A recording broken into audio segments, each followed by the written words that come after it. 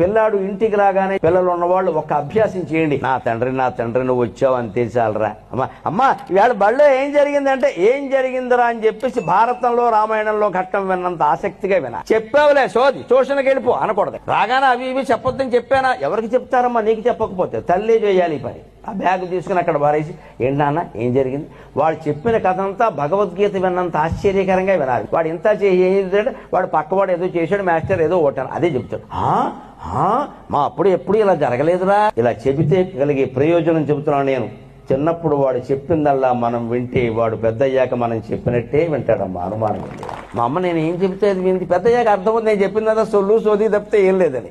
అయినా మా అమ్మ ఓపికగా ఉంది. మా నాన్నగారు పెద్ద ఆఫీసర్, ఆయన కూడా ఒళ్ళో కూర్చోపెట్టుకుని దశరథ మహారాజు రాముడు కబుర్లు విన్నట్టుగా విన్నాడు. మా నాన్న ఎంత గొప్పవాడు అని ఆయన కూడా అలాగే ఉంటాడండి. ఎందుకింత అద్భుతమైన వ్యవస్థను మనం కోల్పోతున్నాం? దీనికి రూపాయి ఖర్చు లేదే.